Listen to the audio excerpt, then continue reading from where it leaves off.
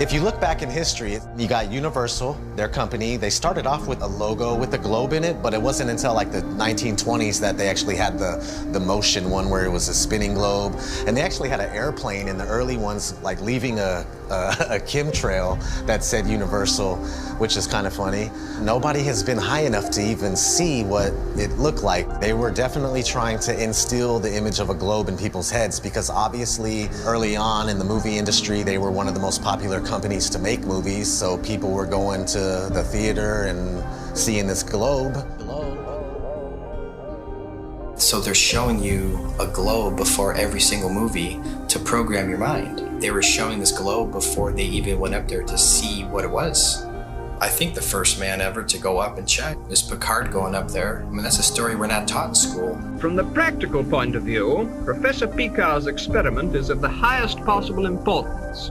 These timelines, these dates, these are facts. We got Auguste Picard coming out in the 1930s in an actual publication by a science journal saying that the Earth looks like a flat disk with an upturned edge. Besides Universal programming you, you had Walt Disney programming you with space documentaries for almost 15 years straight. Some pretty crazy propaganda in the 1950s. There was one called Man in Space. He's talking about taking men to the moon in a rocket. And then if we cruise on, we got Richard E. Byrd. He goes on Longines chronoscope, and he's sitting down and he's telling people... Strangely enough, there's left in the world today an area as big as the United States that's never been seen by a human being. Shortly after Richard E. Byrd did that interview, they put the Antarctic Treaty in place, and then 1 year later, NASA is established.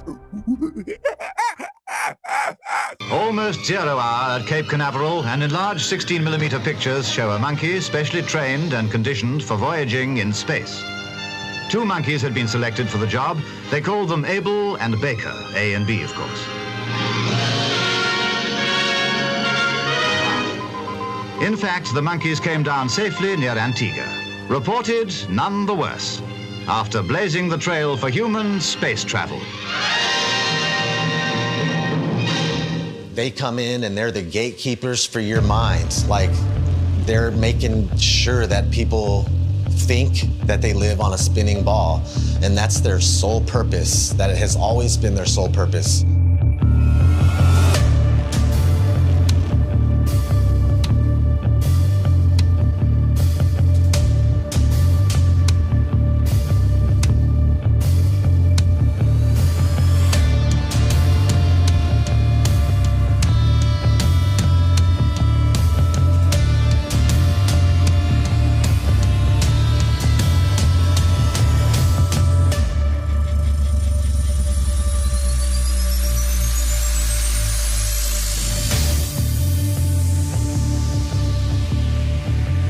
That is the magic of engineering. I would wear a mask on my face in a nanosecond, but unfortunately we lost the technology.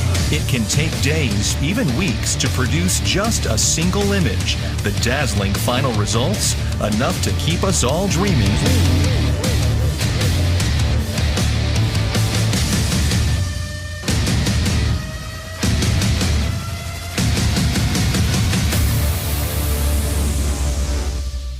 NASA is hiding the frickin' flatness of the Earth. Why?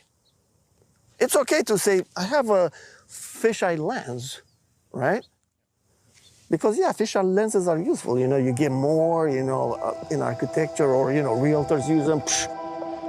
But when you're doing it too much and you're not really coming out and saying why, questions build up.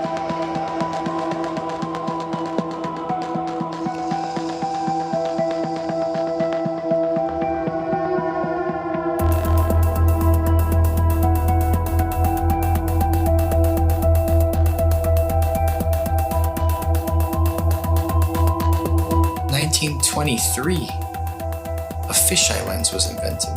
So these space agencies had a heads up already. And the fisheye lens was originally, I think, $27,000 to purchase. And this is in 1923. I mean, today that's about, what, 100 grand, 200 grand equivalent in cost? And people would tell me, Hippler, I'll give you that. NASA is a lying government entity, right? But what about Red Bull? Red Bull is just an energy drink. And I saw Felix Baumgartner jump out of a space capsule. Flat Earthers did a great job of debunking that. Of course it's a fisheye lens, it's not even a question. What most people don't know is that Neil deGrasse Tyson, you know, the science priest of modern day, that everybody loves and they listen to him. Oh, he's so smart. Well, he is a smart man in the sense of he knows that we debunked the shit out of that. And that dude who jumped out of a perfectly good balloon, Felix Baumgartner, edge of space jump. Now, you know, he wants to, I don't have a problem if he does it, but the honesty of it would greatly diminish what I think people thought he was actually doing. And not only that, they made sure to photograph him standing there with a really wide-angle lens, which curves horizontal lines. So in the photo, you see this curvature of Earth's surface, and he said, wow, he's in space, look at that. No, he's not. At that height, you don't see the curvature of the Earth. You just don't. That stuff is flat.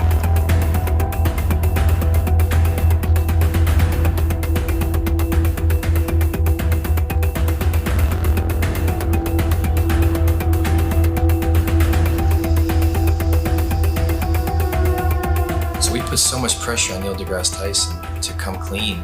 He had to. We exposed Felix Baumgartner. That's a complete fisheye lens. There's no curvature at all on this Earth, let alone they're trying to sell it as 23 miles up, there's curvature. Even though people will sit there and swear they saw curvature out of an airplane 10 miles high. Yeah, okay. So your priest Neil deGrasse Tyson admits 23 miles up, no curve. How do you feel about that? All right, maybe you say that's no big deal. Okay.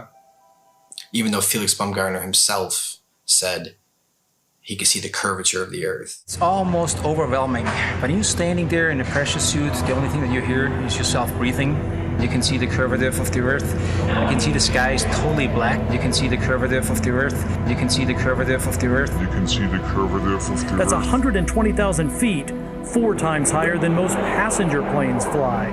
So that should make you go, right away, what's going on here? Who's lying, right? But you don't think there's an agenda here? You don't think people are lying here? Fast forwarding to recently, Richard Branson, his ugly ass, Mr. Billionaire himself. Officially the first billionaire to travel to space, Sir Richard Branson. So you go 63 miles up, you would all probably assume that, of course, you could see this giant curve of Earth. You're 63 miles up, holy shit. Richard Branson supposedly goes up 63 miles, even though it's nothing but fisheye lens footage. We exposed that. Here comes Neil deGrasse Tyson again, damage control time. Oh, by the way, you didn't ask, but I'm going to tell you. Do you know how high up above the Earth he was? No. So if you take a 63 miles. Oh, yeah, right. So take a schoolroom globe, and that's how high above it is he? So he's about 2 millimeters above the surface of a schoolroom globe. So nobody has seen the curvature of the Earth from that height. I just want to make that clear. You can't see the curve out of an airplane, right? 10 miles. You agree? I hope you agree so far. Okay. So 10 miles up, no curve. Red Bull 23 miles up, no curve. Branson 63 miles up, no curve. So where is this curve at that you swear by? Because if you live on a ball, I don't care how big the ball is, it could be 4 times the size of what they told us, you would still see a physical curve at some point. That's what the horizon's supposed to be. That's how the sun is going. I mean, there's a curve of the Earth. All these theories involved with the curve of the Earth get thrown out the window. That's what happens with a new company. This is the fiction section. Fiction means it's a made-up story.